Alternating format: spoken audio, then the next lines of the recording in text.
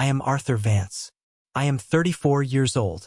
Last month, while I was sitting in a high-stakes corporate boardroom desperately trying to secure a promotion just to pay off the massive debts I took on for my brother's $100,000 wedding, my golden child brother texted me.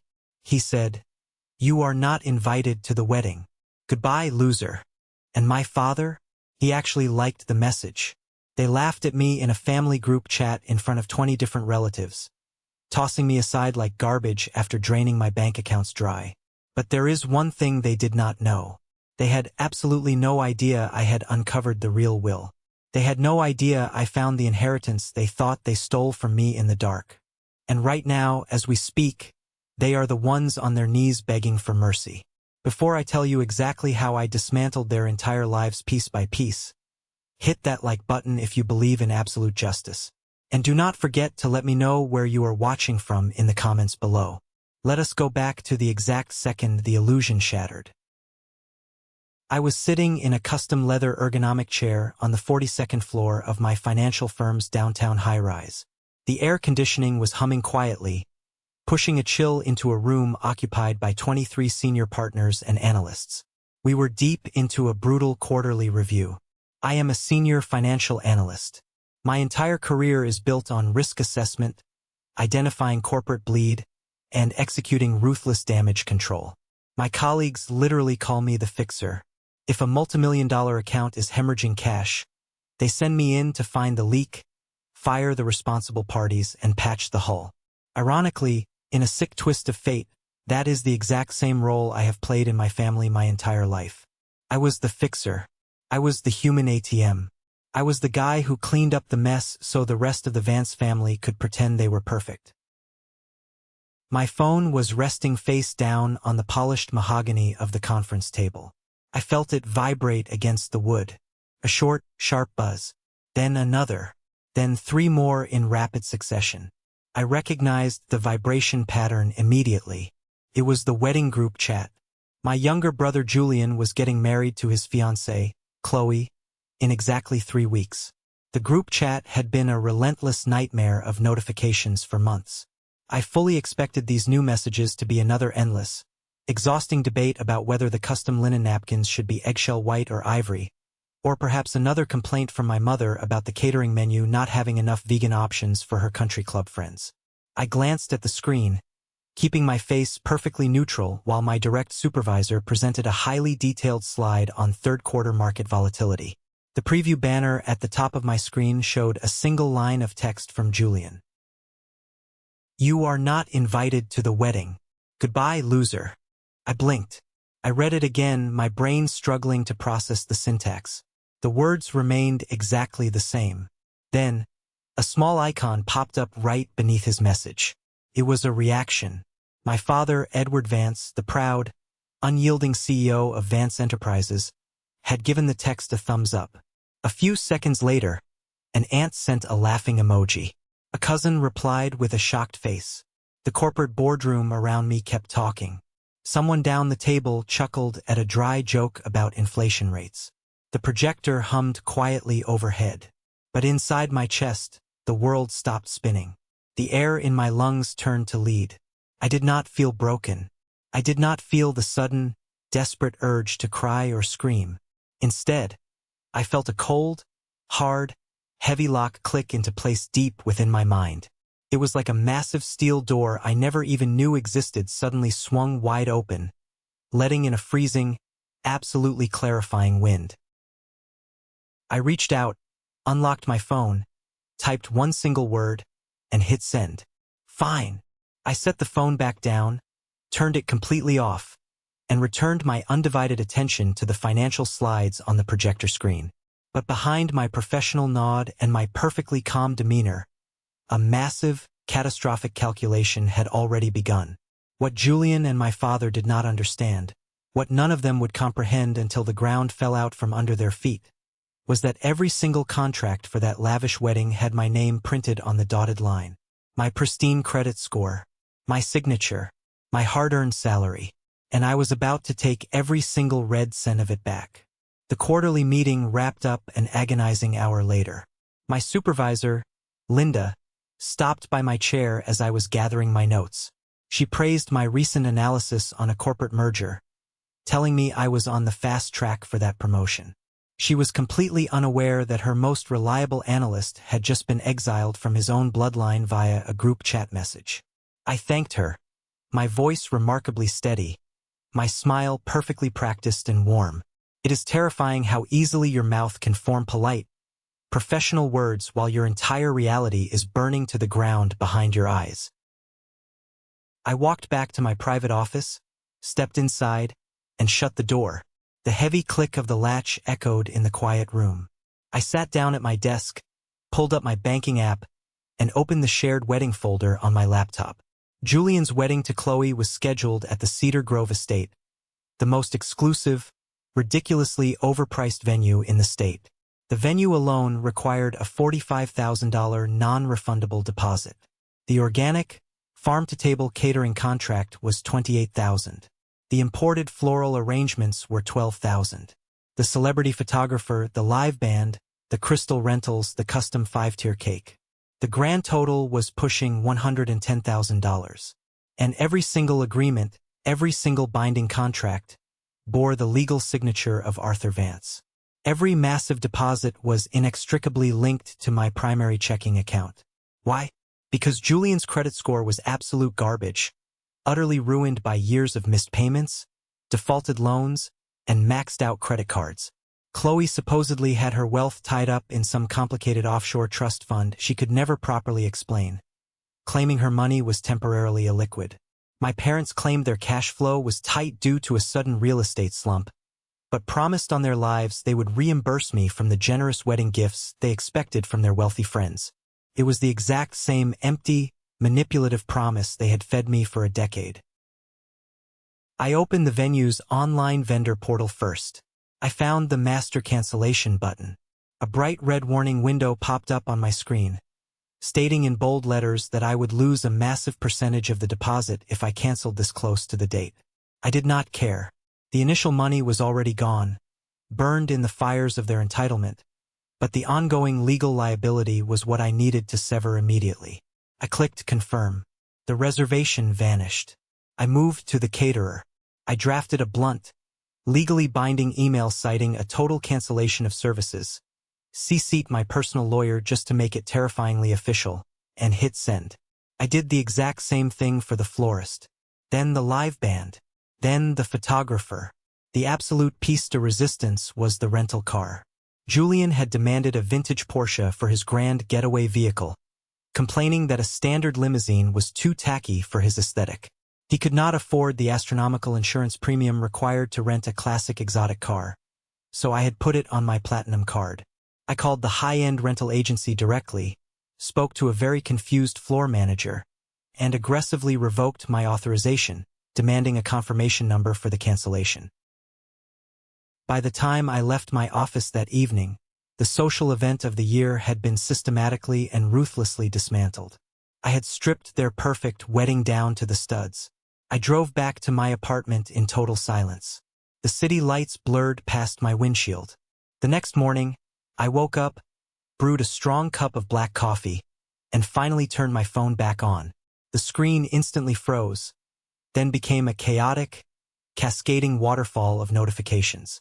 My father had sent 30 text messages, escalating from confusion to panic to absolute, unhinged rage. My mother and Julian had left a combined total of 107 missed calls. The voicemails were a chaotic mix of threats, tears, demands, and vicious insults. I poured my coffee, walked out to my balcony, and watched the morning traffic below. I did not reply to a single message. I stayed completely silent. I thought the worst of the betrayal was right there on my screen. I thought cutting off the money would be the end of the drama. I was so incredibly wrong.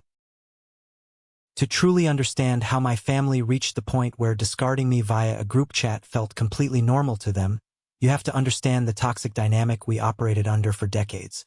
I was the eldest son, but I was never, ever the favorite. Julian was the golden child. He was handsome, incredibly charismatic, and completely allergic to hard work or responsibility. If Julian wanted something, The universe was expected to bend and break to accommodate him. If I wanted something, I was told to work harder, stop being selfish, and remember my place in the family hierarchy. The most glaring, painful example of this dynamic happened during a Thanksgiving dinner when I was 18 years old. I had spent the previous 4 years working exhausting after-school jobs. I bagged groceries. I mowed lawns in the sweltering heat. I tutored rich kids in math, contributing every single spare dollar I made into a college fund my parents supposedly managed and matched.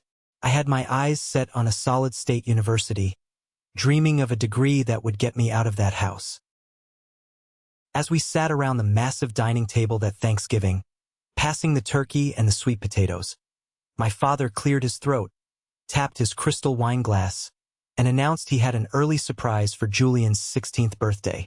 He reached into his pocket and handed Julian a heavy set of keys.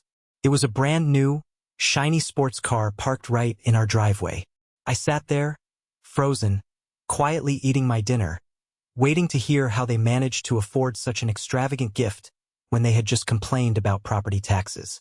Later that night, when everyone was asleep, I logged into our family banking portal to check the joint account where my college fund was held.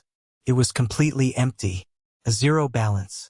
Over $20,000 of my blood, sweat, and tears completely wiped out. When I confronted my father in his locked study, my heart pounding in my chest, he did not even look up from his paperwork. He simply adjusted his glasses and told me that Julian needed reliable, safe transportation for his important extracurricular activities. He looked me dead in the eye and told me I was smart enough to take out student loans, that I was the strong one, that I could handle the burden. I handled it by taking on a crushing amount of high-interest debt that took me a full decade of my adult life to pay off.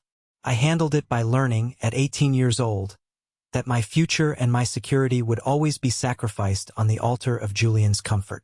This sickening pattern calcified as we grew older. I became the unofficial bank and crisis manager of the Vance family. I kept a hidden Excel spreadsheet on my laptop titled Family Liabilities. Age 24, I paid the massive security deposit for Julian's luxury downtown apartment after he trashed his previous one and got evicted. Age 26, I took out a dangerous personal loan to cover emergency payroll for Vance Enterprises when my father's construction company hit a mysterious rough patch. He shook my hand, promised me equity in the business, and promised me a massive return on investment. I never saw a single dime of that money again. I paid my mother's exorbitant HOA fees when she forgot about them for 6 months. I bailed Julian out of credit card debt twice. The spreadsheet total currently sat at over $150,000, not even including the wedding expenses I had just incinerated. But the memory that haunted me the most, the one that tasted like bitter ash in my mouth every time I closed my eyes, was the funeral of my grandmother, Beatrice. Grandma Beatrice passed away 2 years ago. She was a fierce force of nature, a sharp-tongued, brilliant woman who built a small but highly lucrative real estate empire in Galveston from absolutely nothing. She was the only person in the entire Vance family who looked at me and saw Arthur, the man, not just an ATM or a convenient stepping stone. She taught me how to read complex legal contracts when I was a teenager. She taught me the absolute value of financial independence. It poured freezing rain on the day of her funeral. A miserable, bone-chilling, relentless drizzle. We stood under massive black umbrellas near the gravesite, the mud ruining our dress shoes. The grief was a heavy, physical weight pressing down on my chest. As the Reverend concluded the service, my Aunt Clara, Beatrice's younger sister, approached me. She looked absolutely terrified, glancing over her shoulder like a hunted animal. She grabbed my arm, her grip shockingly tight, her fingernails digging through my suit jacket, and leaned in close. "Arthur, you need to ask your father about the will," she whispered, her voice trembling so hard her teeth chattered. Beatrice made changes. She told me exactly what she did. "Do not let Edward." Before she could finish her desperate sentence, a heavy, aggressive hand clamped down hard on Clara's fragile shoulder. It was my father. His face was a perfect, socially acceptable mask of polite mourning, but his eyes were pure, terrifying ice. He physically inserted his large frame between us, forcing Clara to step back. "Clara," my father said, his tone dripping with a very subtle, razor-sharp menace. "This is absolutely not the time to burden Arthur with your emotional confusion. Margaret needs you at the reception. Now." He practically shoved her toward the waiting line of black limousines. I was too consumed by the raw grief of losing the only person who loved me to push the issue. Later that week, sitting in our living room, my father formally announced that Beatrice had left her entire estate to my mother, Margaret, as was standard traditional practice. He claimed the will was incredibly simple and straightforward, leaving a few trinkets to Clara and the bulk of the assets to her only daughter. I believed him, because why in the world would a grieving son doubt his own father's word regarding his grandmother's dying wishes? That single moment of blind, naive trust was the biggest, most expensive mistake of my adult life. Now, sitting in my quiet apartment with a dead phone locked in a drawer, the memory of Aunt Clara's terrified, pale face violently resurfaced. The gears in my mind, honed by years of analyzing corporate fraud and identifying risk, started grinding with a sickening realization. If they could casually uninvite me from a $100,000 wedding I paid for, what else were they capable of? What boundaries had they already crossed? I opened my laptop. I needed to make absolutely sure every single wedding contract was dead and buried. I did not want a single legal loophole that would allow these vendors to charge my credit card for massive cancellation fees without my explicit written consent. I navigated to the cloud storage drive where Julian, Chloe, and I shared documents for the wedding planning. I clicked through the digital folders. Catering menus, ridiculous floral arrangements, expansive guest lists. And then, at the bottom of the directory, I saw a randomly named subfolder labeled Miscellaneous Contracts. I opened it, fully expecting to find the DJ's equipment rider or a lighting invoice. Instead, I found a downloaded, multi-page email thread saved as a PDF. It looked like Chloe had saved it to the shared drive by absolute, careless accident while trying to organize her own files. The email chain was sent from Chloe's private, encrypted account to a man named Marcus. I recognized the name immediately. Marcus was supposed to be a vendor, a high-end, incredibly expensive lighting technician Julian had insisted on hiring for the reception. I zoomed in and began to read. The first few emails were mundane, discussing invoice structures and deposit dates. But as I scrolled down to the older messages in the chain, the tone shifted drastically into something venomous. Julian is utterly clueless. Chloe had written 4 months ago, right around the exact time I was pressured into putting down the massive venue deposit. He actually thinks I care about the seating arrangements or the stupid flowers. Just play along with the lighting budget, pad the numbers by 20%. Once we are officially married, his father is opening the family trust. Edward practically guaranteed it to get me to sign the prenup. Marcus had replied later that evening, "You sure the older brother won't notice the padded invoices? The finance guy? He seems tight-fisted." Chloe's response made the blood in my veins turn to absolute ice. Arthur is a pathetic, desperate workaholic. He just signs the checks to try and buy their love because he knows he's the ugly duckling. This wedding is just business, babe. I will endure the boring ceremony. We wait for the estate money to clear the accounts, and we are out. We split the cash, file for a quiet divorce, and move to the coast, just like we planned. I read the horrible words over and over until they burned into my retinas. This wedding is just business. Wait for the estate money to clear. I leaned back in my chair, staring blankly at the glowing screen. Chloe was not a blushing, innocent bride deeply in love with my brother. She was a highly calculated predator, and she was actively, maliciously conspiring with her secret lover to drain my family's wealth. But there was a massive, gaping flaw in her logic. What family trust? What estate money? Vance Enterprises was currently struggling to secure basic building materials. My parents were constantly claiming they were broke, complaining about the economy. There was no secret vault of gold waiting for Julian. Unless Unless Aunt Clara was telling the truth at the funeral. Unless Grandma Beatrice had left something massive behind.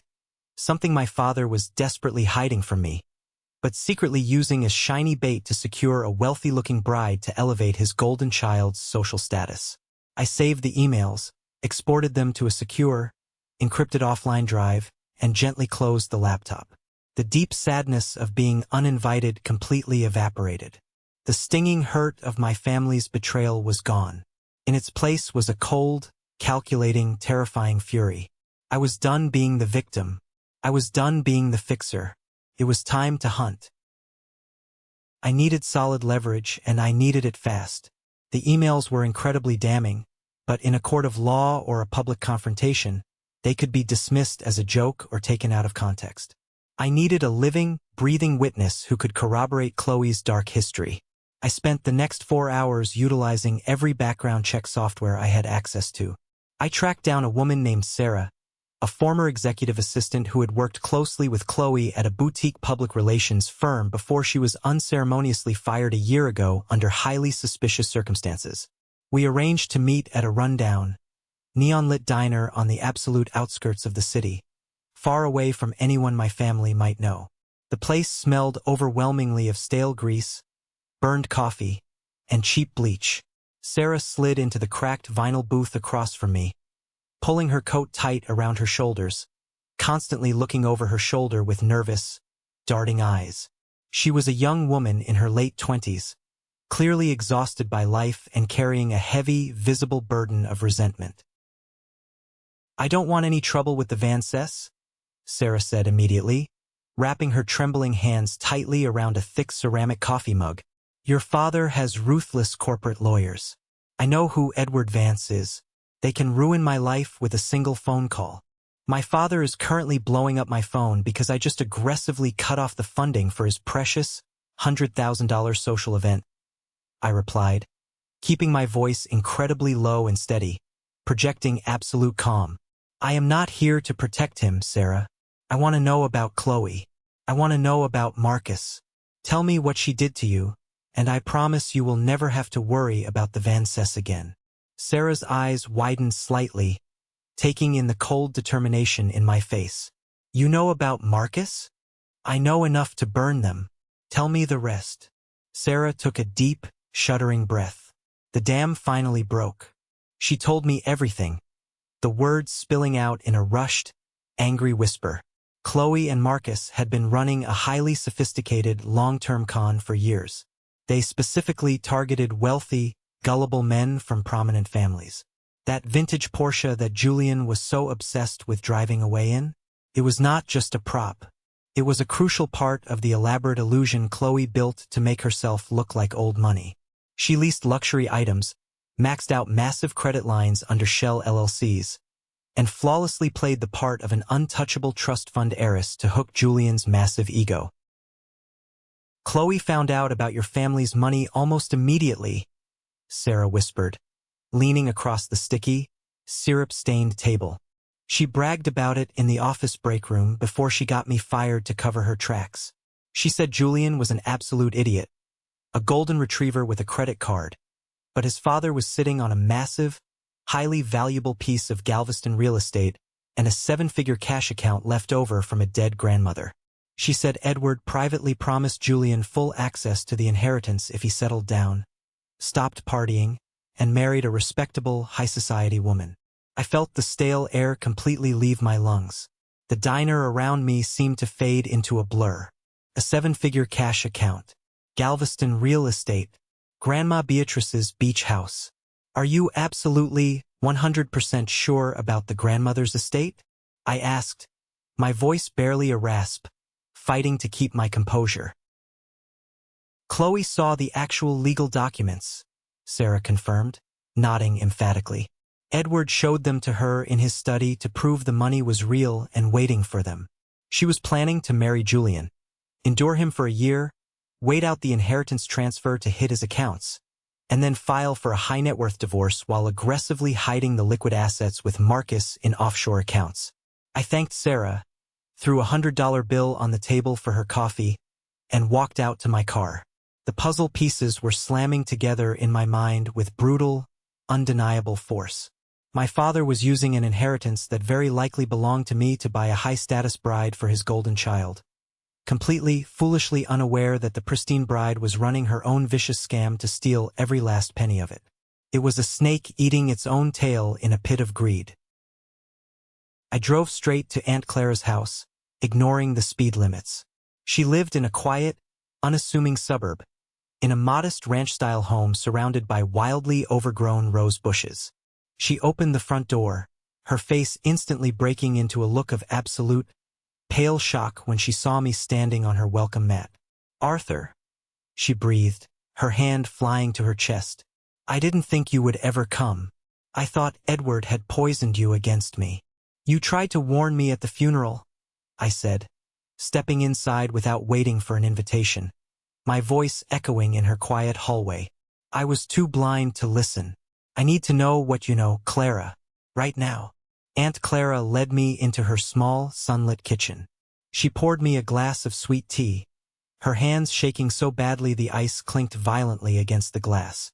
She walked over to an old, heavy oak cabinet, used a small key to unlock a hidden bottom drawer, and pulled out a yellowed, tightly sealed envelope. She placed it on the table between us with the reverence of someone handling a loaded weapon. "Beatrice gave me this exactly 2 weeks before she died," Clara said softly, tears pooling in her eyes. "She made me swear on a Bible to give it to you if anything suspicious happened to her. After the funeral, when Edward threatened me at the gravesite, I was terrified, Arthur. He came to my house that night. He said if I spoke a single word to you, he would ensure I lost my pension, my home, and my dignity. He has powerful friends in the bank. He can be ruthless." I stared at the heavy envelope. My name was written on the front in Beatrice's elegant, unmistakable, looping cursive. I tore it open, my heart hammering against my ribs. Inside was a single sheet of heavy, cream-colored stationery. "My dearest Arthur, if you are reading this, I am gone, and the vultures in our family are likely already circling my bones. You are the only one in this entire bloodline with a spine, a work ethic, and a moral compass. The rest of them take and take until there is absolutely nothing left but empty promises. I refuse to let them drain what I have spent a lifetime building. I have secretly drawn up a new, finalized will. I am leaving the Galveston Beach house and my entire high-yield savings account directly and exclusively to you. Do not let your father touch a single cent of it. He is drowning in his own incredibly bad business decisions. His company is a house of cards, and he will try to use my hard-earned legacy to save his sinking ship. The real will is filed safely with my attorney, Theodore Grant. Protect yourself, my boy. You owe them nothing. You never did. All my love, Grandma Beatrice." I read the letter 3 times. The blue ink blurred as my vision swam with hot tears. The only woman who actually loved me, who saw me for who I was, had tried to protect me from the grave. She had given me the ultimate shield, the ultimate validation, and my father had violently ripped it out of my hands while I was standing over her open grave, mourning her. The tears that fell onto the wooden table were not just grief. They were pure, unadulterated, blinding rage. Edward stood up in court and told the probate judge that Beatrice left everything to Margaret, Clara whispered, wiping her own tears. He produced a typed will. It looked official. It had signatures. But I knew in my bones it was a lie. "He forged it," I said, my voice eerily, frighteningly calm. "He destroyed the real will and submitted a fake to steal my future." "You have to prove it, Arthur. Theodore Grant is a good man, but he is retired now. Edward bypassed his law firm completely when he filed the paperwork. You are going up against a man with a lot to lose." I left Clara's house with the letter safely tucked into the inside pocket of my jacket. I did not go home. I drove directly to the county courthouse in the center of the city. I needed to see the public record. I needed to see the forgery with my own 2 eyes before I burned my father's life down. The archives building was freezing cold, smelling heavily of floor wax, dust, and old paper. I approached the clerk's desk, flashing my corporate ID and maintaining a polite, professional smile that hid the violence in my heart. I requested the probate records for the estate of Beatrice Vance. It took 30 agonizing minutes for the clerk to retrieve the physical file from the back room. I sat at a small wooden table under flickering fluorescent lights and opened the heavy manila folder. There it was, the last will and testament of Beatrice Vance, naming Margaret Vance as the sole, uncontested beneficiary, with Edward Vance acting as the executor of the estate with full power of attorney. I flipped aggressively to the last page. I stared at the signature line. It was a decent forgery, clearly traced with a light box, but it lacked the fluid, confident, sweeping stroke of my grandmother's actual hand. The loops on the B were far too tight, the pen pressure too perfectly even. It was the careful, terrified signature of a man trying desperately not to make a mistake that would send him to federal prison. I pulled out my phone and took high-resolution photos of every single page, capturing the notary stamps and the dates. As I gathered my things to leave, zipping my briefcase, the hairs on the back of my neck suddenly stood straight up. I felt eyes on me. I slowly glanced toward the glass doors of the archive room. Standing near the metal detectors, partially obscured by a pillar, was Victor. Victor was my father's director of operations, which was polite corporate speak for his personal henchman and intimidation tactic. He was a hulking, silent man who handled the messy evictions and the aggressive debt collections for Vance Enterprises. He was staring directly at me, a cell phone pressed tight to his ear, his eyes dark and unblinking. My father was actively tracking my movements. He knew I was digging. I didn't panic. I am a fixer. I thrive under pressure. I walked out of the archive room, turned right instead of heading for the main exit where Victor was waiting, and ducked smoothly into the employee-only stairwell. I took the concrete stairs down to the basement level, navigated through the labyrinthine service corridor filled with utility carts, and exited out the loading dock into the blinding afternoon sun. I walked 3 blocks in the opposite direction of my parked car, hailed a passing cab, and had the driver drop me off a mile away at a coffee shop before quietly looping back to retrieve my vehicle. I sat in the driver's seat, the engine off, gripping the steering wheel until my knuckles turned completely white and my hands ached. My own father had stolen my financial future, funded a fake, luxurious life for his favorite son using my stolen money, and sent a corporate thug to intimidate me. I thought the deep, humiliating pain of being uninvited to a wedding via a group chat was the absolute bottom of the barrel. I was wrong. The storm was just gathering its strength over the ocean, and I was about to become the lightning. The very next morning, acting with the precision of a military operation, I secured a private meeting with Theodore Grant. His law office was located in a historic, ivy-covered building downtown. All dark oak paneling, heavy leather-bound books, and the smell of expensive cigars.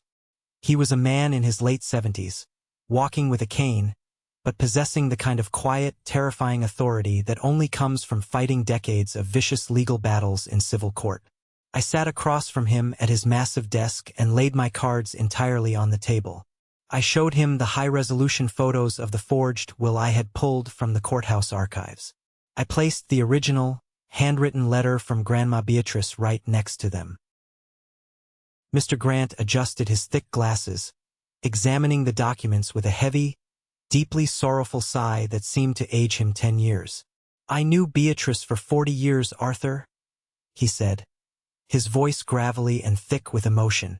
"When she came into this very office to draft that final will, she was incredibly adamant. She wanted a watertight, ironclad document. She knew Edward's character better than anyone. She knew he would try to contest it or manipulate your mother. Then how in the hell did he get a blatantly forged will through a probate judge?" I asked, my voice tight with frustration. "Edward is a highly connected man in this city," Grant replied bitterly, leaning back in his leather chair. "He filed the documents quietly in a neighboring county court where he plays golf with the presiding judge. He submitted a sworn affidavit claiming I was no longer representing the estate due to my declining cognitive health. A complete, malicious fabrication that nearly cost me my license.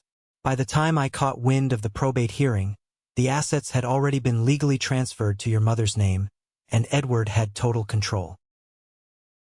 How much are we talking about, Theodore? I need the exact numbers. I needed to know the true scale of the theft. I needed to know exactly how much they had stolen from my life.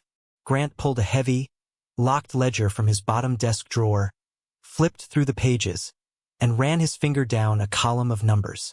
The Galveston Beach house, prime, highly sought-after waterfront real estate, was valued at the time of her death at roughly $800,000. Furthermore, she had a high-yield savings account, various liquid assets, and a small stock portfolio totaling just over $480,000. The total estate was worth nearly $1.3 million. And Arthur, every single penny of it was legally, rightfully yours.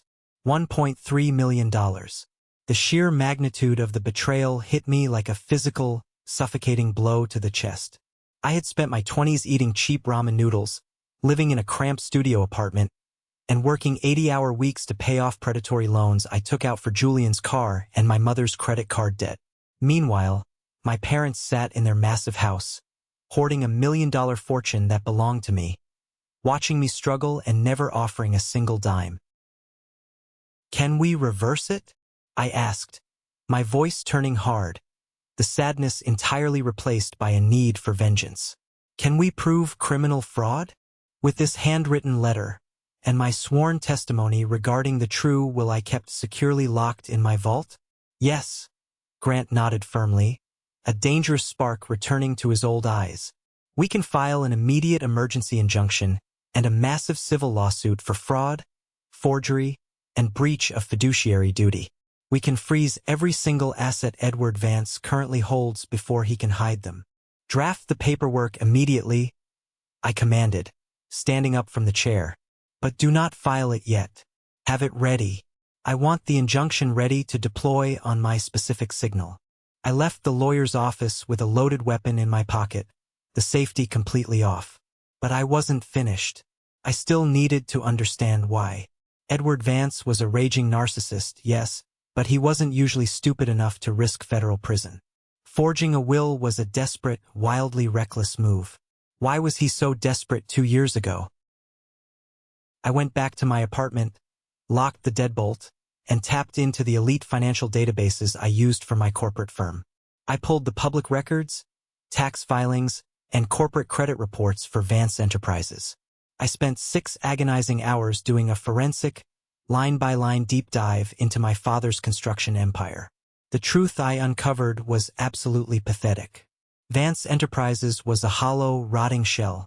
The company was drowning in massive, unmanageable debt. I found 3 separate IRS tax liens filed against their corporate accounts for unpaid payroll taxes. I found multiple pending lawsuits from angry subcontractors who hadn't been paid in over 18 months. The company was functionally insolvent, hemorrhaging cash daily, and teetering on the absolute edge of a messy, public bankruptcy. Then, I cross-referenced the property records for the Galveston Beach house. My stomach dropped into my shoes. The property had been sold exactly 6 months ago. The buyer was a massive commercial real estate developer. Edward had liquidated Grandma Beatrice's beloved house to inject a massive amount of cash into his dying company, just to keep the lights on and maintain his pathetic illusion of wealth to his country club friends. Suddenly, the entire insane puzzle clicked perfectly into place. The grand, ridiculous wedding. The aggressive insistence that I put the massive venue deposits on my credit cards. The desperate, sweaty need to impress Chloe and her supposedly wealthy family. It was all a theatrical production.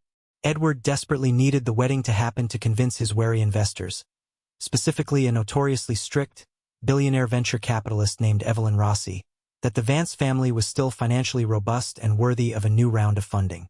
He needed Julian to marry a wealthy woman like Chloe to secure a new influx of capital and save his reputation. And he needed me to blindly finance the illusion, because my salary and my pristine credit score were the absolute only real assets the Vance family had left to their name. They weren't just casually excluding me from a wedding because I was uncool or annoying. They were actively using my money to fund a scam to cover up a felony, all while laughing at me behind my back and calling me a loser. I looked at the digital calendar on my wall. The wedding was in exactly 5 days. I knew my father would not cancel the event, even though I had pulled the funding. He couldn't. Canceling the wedding would immediately signal severe financial distress to his investors. He would find the money somewhere, probably by taking out aggressive, predatory loans or liquidating his last remaining, heavily penalized retirement accounts, just to pay the vendors in cash and keep the show running. The venue would still be booked. The 120 guests would still arrive. Evelyn Rossi would still be sitting at the VIP head table, evaluating his worth. My phone vibrated violently on the desk. A new text message from Julian popped up on the locked screen. Dad covered the vendors you canceled, you spiteful, jealous piece of trash. The wedding is still happening. We don't need you. You are pathetic. Stay away from us on Saturday. I stared at the glowing screen, a slow, cold, terrifying smile spreading across my face in the empty apartment.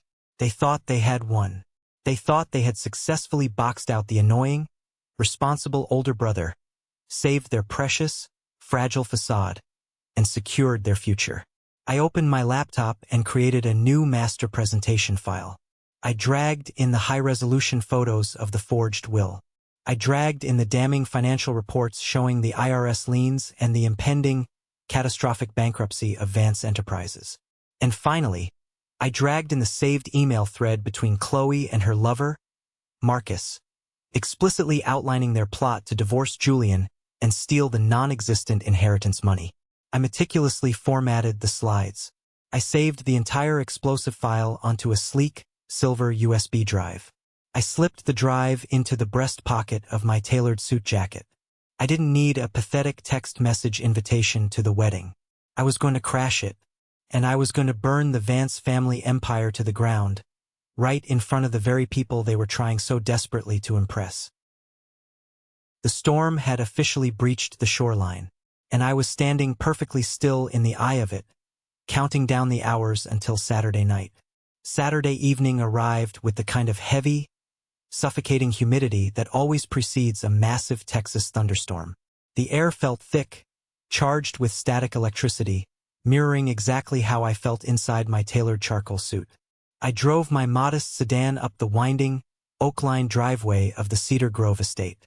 The venue was glowing against the darkening sky, a sprawling limestone mansion surrounded by perfectly manicured gardens.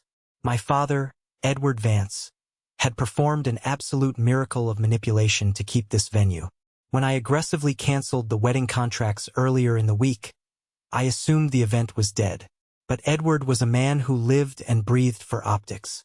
He could not afford the public humiliation of a canceled high society wedding. More importantly, he could not afford to let his elite investors, particularly the billionaire venture capitalist Evelyn Rossi, think his family was in any sort of financial distress. So he pivoted. He spun a ridiculous, elaborate lie. He sent out an emergency email to the guest list, claiming that Julian and Chloe had decided to postpone the actual ceremony for a private destination wedding later in the year. But, he insisted, the venue was already paid for, the exquisite catering was prepared, and he wanted to transform the evening into an exclusive Vance Enterprises investor appreciation gala, mixed with a family celebration. It was a desperate, incredibly expensive smokescreen. I knew for a fact he had taken out a high-interest, predatory short-term loan just to pay the vendors in cash and reinstate the bookings. He was literally borrowing money against a burning building to throw a party in the penthouse. I handed my keys to the valet, who looked slightly confused by my standard sedan pulling in behind a line of luxury vehicles. I walked up the grand stone steps and entered the main foyer. The scent of expensive, imported white lilies and roasted garlic hit me instantly.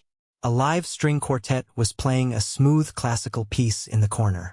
Waiters in crisp white tuxedos floated through the crowd, carrying silver trays of champagne. It was a perfect, glittering illusion, and I was the wrecking ball. I kept my hand firmly over my breast pocket, feeling the solid, reassuring edge of the silver USB drive containing my master presentation. I walked into the main ballroom, scanning the crowd of 120 guests. These were the absolute pillars of my father's professional network. City councilmen, real estate developers, local politicians, and wealthy socialites. And there, Standing near the massive crystal chandelier was Evelyn Rossi. She was a striking woman in her 60s, wearing a sharp designer suit, sipping sparkling water and looking incredibly bored. She was the whale my father was desperately trying to harpoon. A single signature from her could save Vance Enterprises from bankruptcy. I spotted my mother, Margaret, hovering near the dessert table. She looked thin, fragile, and terrified, clutching her wine glass like it was a life preserver. My brother, Julian, was standing near the custom ice sculpture, looking remarkably stressed for a golden child. His bespoke tuxedo fit perfectly, but his jaw was tight, and he kept checking his luxury watch. Then, the heavy oak doors of the ballroom swung open, and Chloe made her grand entrance. She walked in radiating aggressive confidence, wearing a stunning, pearl-beaded evening gown that likely cost more than my first car. But what caught my attention was the commotion outside the tall glass windows. The valet was carefully parking a vintage, cherry-red Porsche right by the front steps. Julian had demanded that car. I had canceled the rental. Clearly, Chloe, panicked by the thought of losing her wealthy aesthetic in front of high society, had reached into her own secret funds, or perhaps Marcus's illicit accounts, to rent the vehicle herself at the very last minute. She was desperately keeping up the charade. My father saw me before I saw him. He marched across the marble floor, his face a perfect mask of host-like geniality, but his eyes were burning with a white-hot, homicidal fury. "Arthur," Edward hissed, grabbing my upper arm with a grip that bruised the bone, pulling me behind a large floral arrangement. "What in the hell are you doing here? You were explicitly told to stay away. You have caused enough damage this week. I will not let you ruin this networking event." I looked down at his hand gripping my jacket, then looked him dead in the eye. My heart was completely steady. Years of being intimidated by this man simply evaporated. "I am a member of the Vance family, Edward," I said, keeping my voice incredibly smooth and loud enough for a passing waiter to hear. "I came to celebrate our immense success. Besides, I brought a presentation, a comprehensive financial review. I thought your investors would deeply appreciate my analytical perspective on the future of your company." Edward's face lost all its color. He looked like a man who had just stepped on a landmine and heard the click. He knew what I did for a living. He knew my forensic accounting skills were unmatched.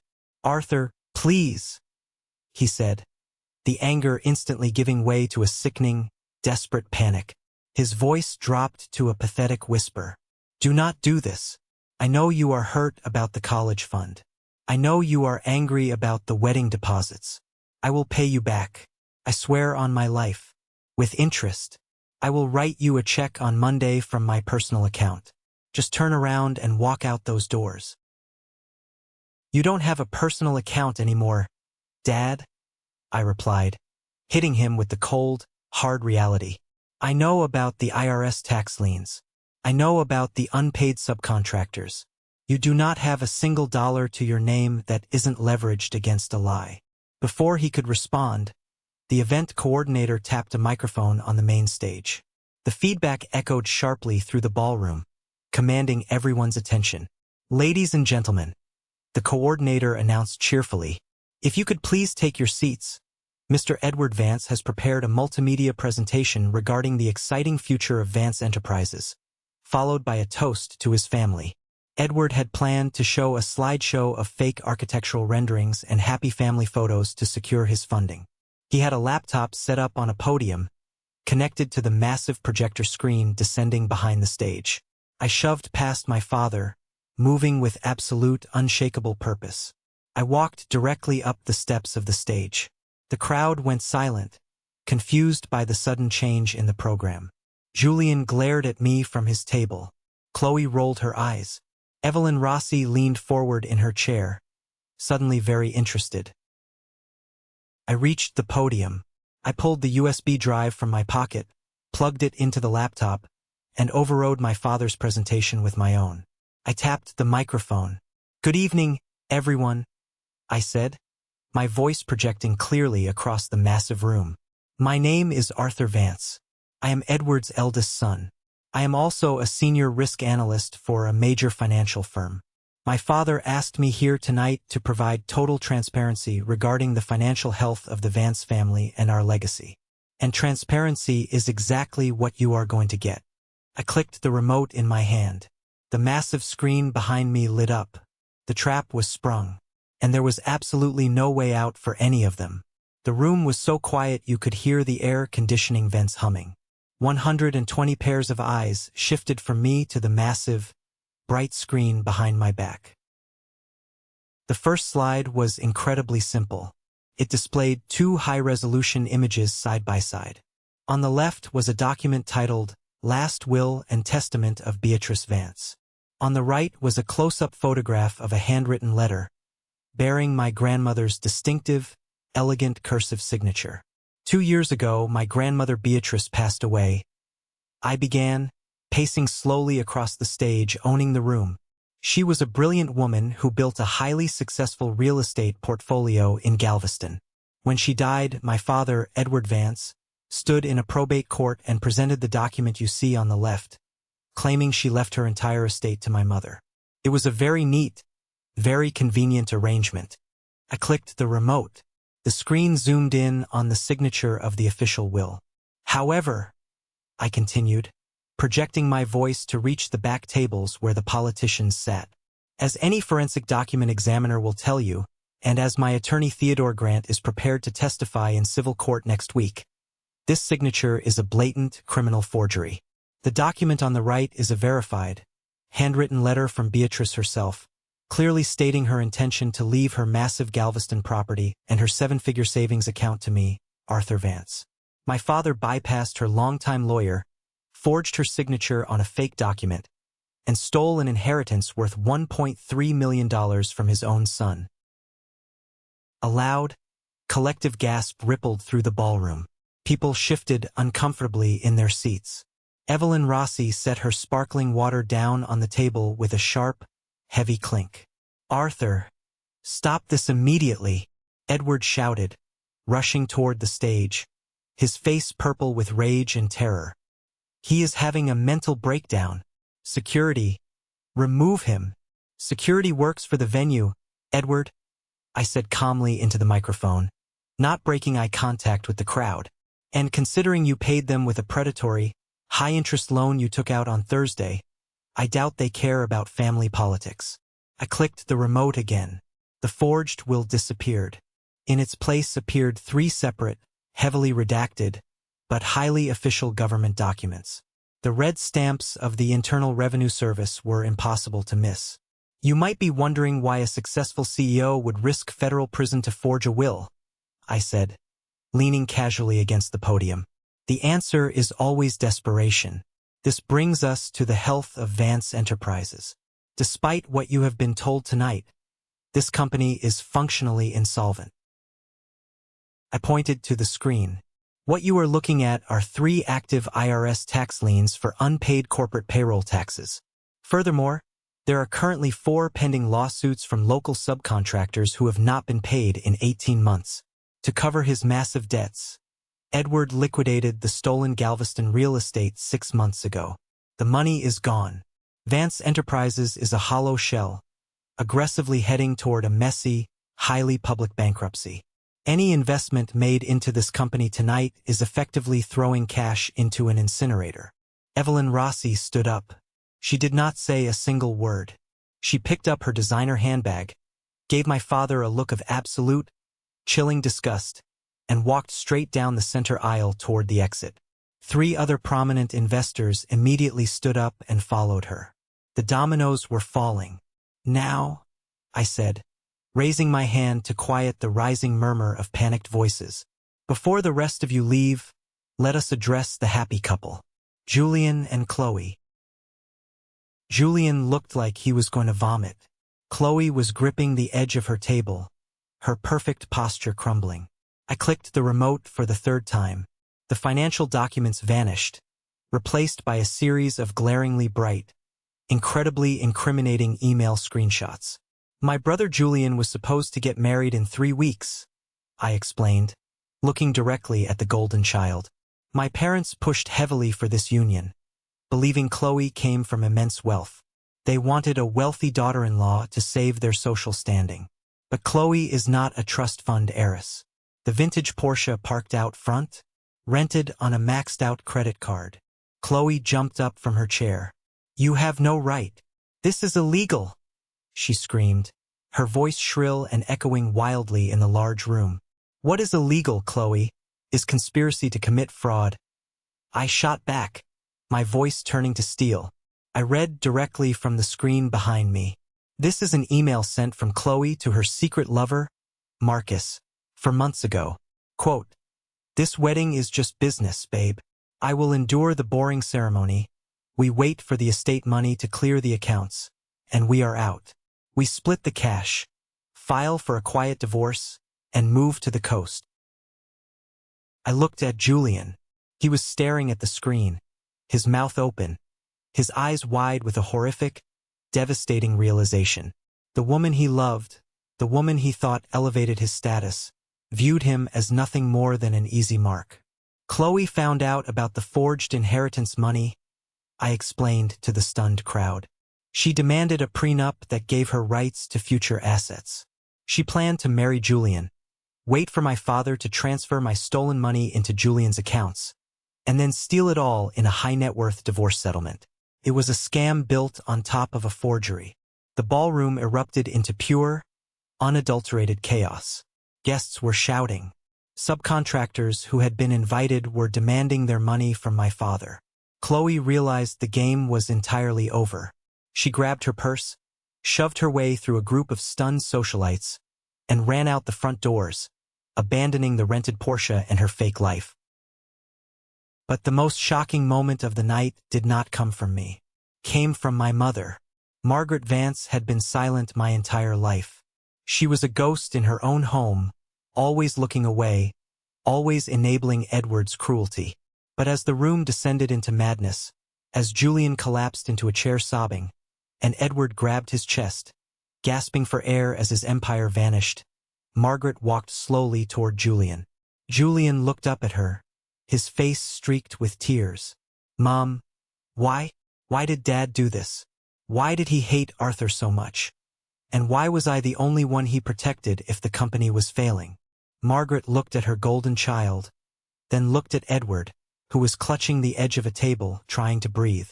Her voice was incredibly quiet, but it carried in the immediate vicinity. "Because you are not his son, Julian," she whispered, her voice trembling but resolute. The words hit like a physical shockwave. Julian froze. I froze on the stage. "What?" Julian gasped. "Before you were born, Edward and I separated for 6 months," Margaret confessed, tears streaming down her face. "I had an affair. When I got pregnant, I came back. Edward agreed to raise you to save his public image. But he knew. He always knew." Suddenly, 34 years of severe, toxic psychological abuse clicked perfectly into place. It was the ultimate, devastating twist. Edward didn't favor Julian because Julian was better. Edward favored Julian because he was compensating for a massive, secret shame. He spoiled Julian to prove to the world, and to himself, that he was a magnanimous patriarch. And me?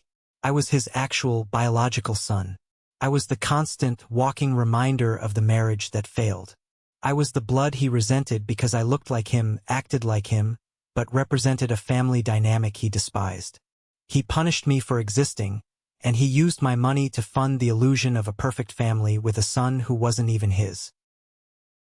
I stood on the stage, looking down at the absolute wreckage of my family. The secrets were out. The poison was drained.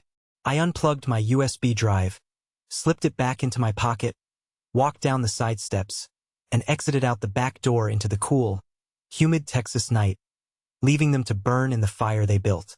The fallout from the Cedar Grove Gala was swift, brutal, and incredibly public.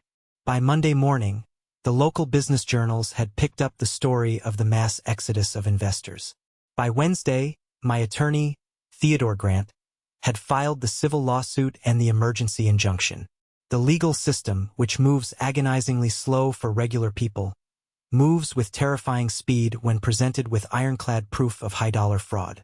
The judge immediately froze every single bank account associated with Edward Vance and Vance Enterprises.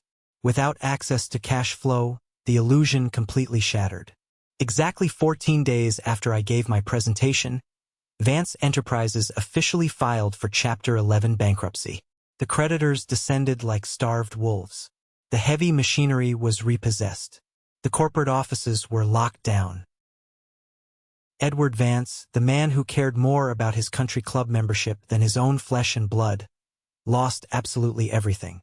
Because his personal assets were tied to the fraudulent sale of Grandma Beatrice's beach house, the courts moved to seize his primary residence. The massive, sprawling estate in the suburbs was foreclosed on. Edward was forced to move into a tiny, run-down, one-bedroom apartment in a noisy complex near the highway. His phone stopped ringing. The politicians and socialites who used to drink his expensive wine no longer recognized him in public. Chloe, unsurprisingly, vanished completely. I heard through the grapevine that she and Marcus skipped town, leaving a massive trail of credit card debt behind them. Julian was left entirely alone. The golden child, stripped of his sports cars, his fake fiancée, and the illusion of his paternity, had to move into a cheap motel and actually look for a real entry-level job for the first time in his 28 years of life.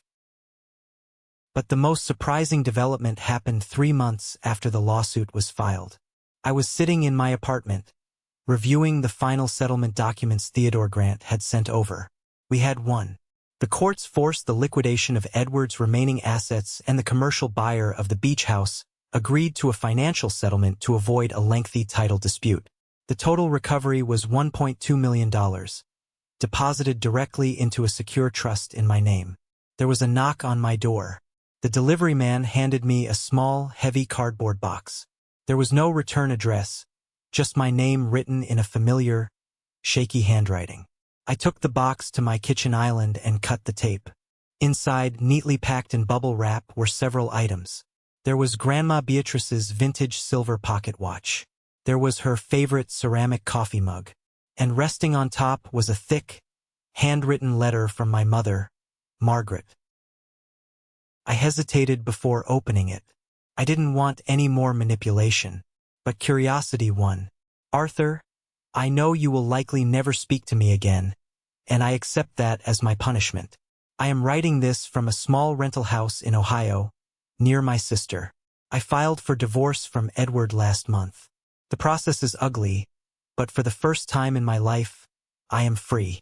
I need you to know the truth about the will. I knew Edward forged it. I knew he stole your grandmother's money, but I was terrified of him, Arthur. For 30 years, he controlled every dollar, every movement, every relationship I had. He threatened to institutionalize me if I ever spoke up. He used Julian's paternity as a weapon to keep me completely subservient. I was a coward. I let him sacrifice you to save himself, and I will burn in hell for that. But I am the one who left the shared cloud folder open on Julian's laptop. I am the one who deliberately placed Chloe's email thread where you would find it. And when you filed the lawsuit, I am the one who secretly mailed Theodore Grant the internal corporate ledgers proving Edward used the beach house money for the business. It does not erase what I allowed to happen. I do not ask for your forgiveness. I only ask that you take your grandmother's legacy and build a beautiful life, far away from the darkness of this family. Mom. I folded the letter and put it back in the box. It was a massive, unexpected twist. The quiet, compliant enabler had actually been the silent whistleblower who handed me the ammunition I needed to destroy her abuser. It didn't heal the decades of neglect, but it provided a strange, complicated closure. My mother wasn't a monster.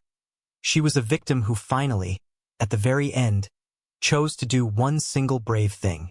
The villains had completely fallen. The dust was settling. The war was officially over. But surviving a war is very different from learning how to live in peacetime. I had the money. I had the vindication. Now, I had to figure out who Arthur Vance was without a crisis to fix. 6 months later, I packed up my entire life in the city, put the keys on the counter of my apartment, and drove south. I didn't want a massive mansion or an exotic sports car. I used a small portion of the $1.2 million to buy a modest, beautifully restored two-bedroom cottage in Galveston. It was located exactly 3 blocks down the coastline from where Grandma Beatrice's original beach house used to stand. I can sit on my wooden front porch in the morning, drink my black coffee, and smell the exact same salt air that she used to love. The money was never about buying luxury. It was about buying absolute freedom. I left the grueling, 80-hour-a-week corporate finance world behind. I realized I had spent my entire adult life analyzing risk for billionaires, trying to earn a promotion just to pay off debts that weren't mine. I didn't want to fix rich people's problems anymore. Instead, I took the bulk of the inheritance and partnered with my Aunt Clara and my former boss Linda, who had graciously offered her network, to establish a non-profit organization. We named it the Beatrice Vance Foundation. Our mission is highly specific. We provide emergency financial grants, aggressive legal representation, and forensic accounting services for individuals, primarily the elderly and young adults, who are victims of familial financial abuse and inheritance fraud. We hunt down the predators who steal from their own blood. Every time we freeze an abusive relative's bank account, I feel my grandmother smiling down on me. As for my biological family, the boundaries I established are made of reinforced concrete. I have not spoken a single word to my father, Edward. Last I heard, he was working as a shift manager at a big-box hardware store, living in a studio apartment, complaining to anyone who will listen about how his ungrateful son ruined his empire. He is completely trapped in a prison of his own making, and I do not lose a single second of sleep over it. I exchange a brief, polite email with my mother on her birthday and on Christmas. She is heavily involved in intense trauma therapy in Ohio. We are not a happy family, but the bleeding has stopped. The only unexpected development has been Julian. Without Edward's toxic money sheltering him, and without the heavy burden of being the golden child to compensate for his mother's affair, Julian completely broke down. He hit rock bottom. But hitting the concrete floor forces you to look up.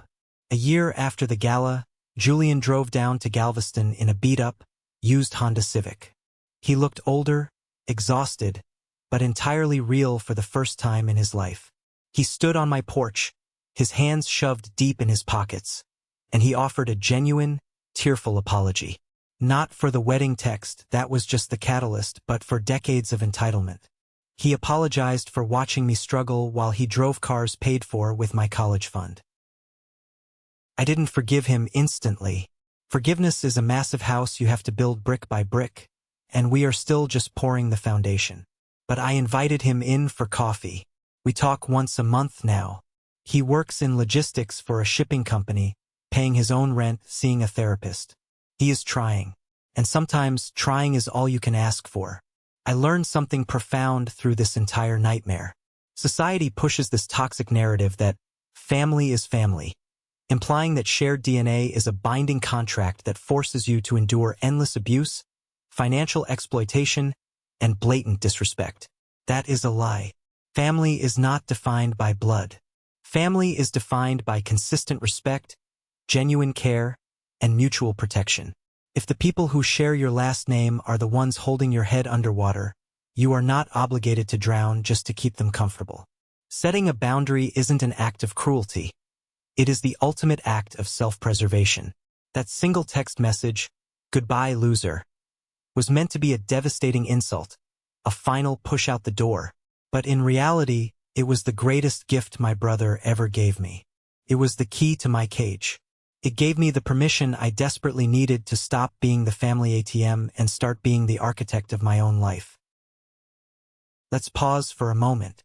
Thank you for staying with me this far. You're truly amazing.